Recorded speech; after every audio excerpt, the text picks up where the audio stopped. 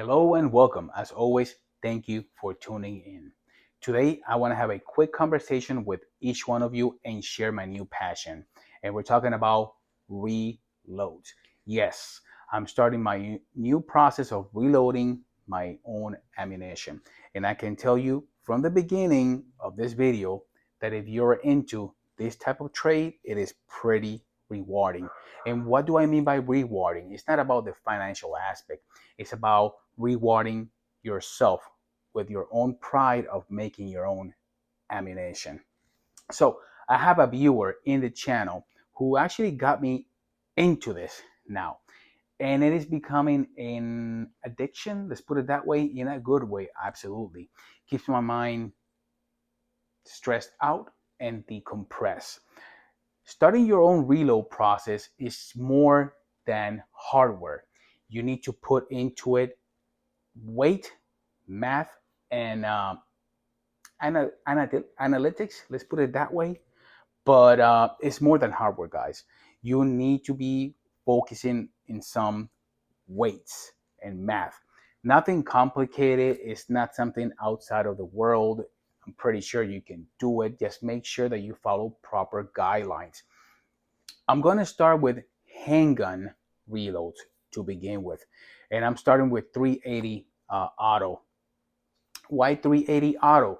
Well, I have handguns from 22 long rifle going all the way up to long guns. We all know that when you actually are purchasing 380 ammunition in comparison to 9mm, which is what I currently always carry, you're paying more for 380 versus 9mm.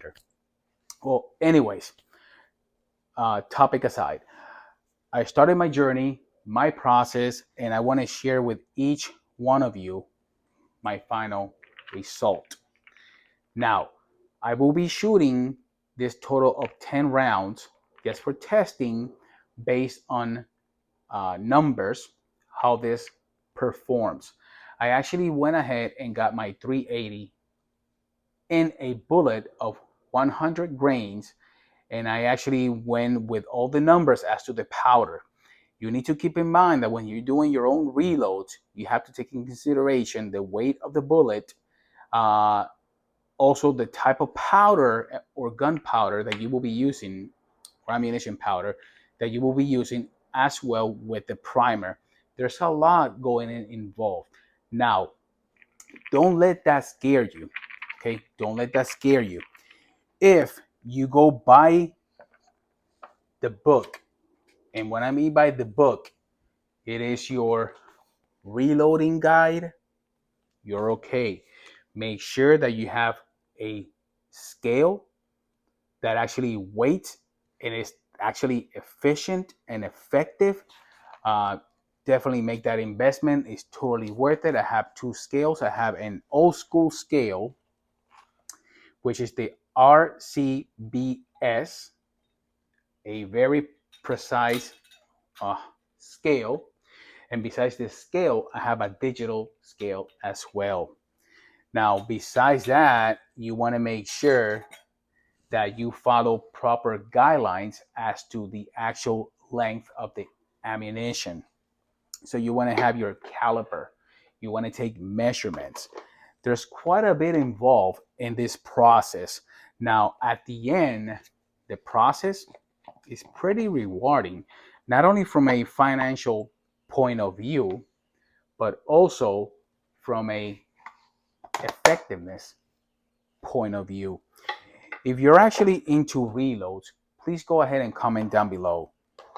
If you're looking to making your own or your first initial purchase, don't only focus on the press. Now, this is an old school press, which is awesome to begin with. This is a Frank 4 Arsenal press. You have to keep attention that you need to buy dies as well. The dies actually that will make the casing and the bullet press into. You also will have dies in a set that will come with the primer detacher if you're actually picking up some shots already, meaning that, to make your own reloads. Let's say you're not buying brand new bags of brass or shells, you're picking up shells from the shooting range, you will actually have to take apart the actual shell with the primer. So there's a lot involved, but again, it is rewarding. Don't let all this kind of push you away from this hobby, I'm telling you, or this trade, because it's pretty awesome. My experience so far with this Hornady dies, along with the Frankfurt Arsenal press, it's been pretty good. Uh, I will go ahead and share down below or later on during my new journey of reloading some videos. Again, this is brand new to me, and my first 10 shots, as you can see, or 10 reloads are presenting in the table for you guys. I will be doing a follow-up video to see how this actually perform, and I feel pretty happy about it, and I'm sharing this with each one of you. If you have any questions as to the items in this bench or workstation, feel free to comment down below. Again, I want to thank you for stopping by and tuning in, and we shall see ourselves again in the next one. Bye-bye.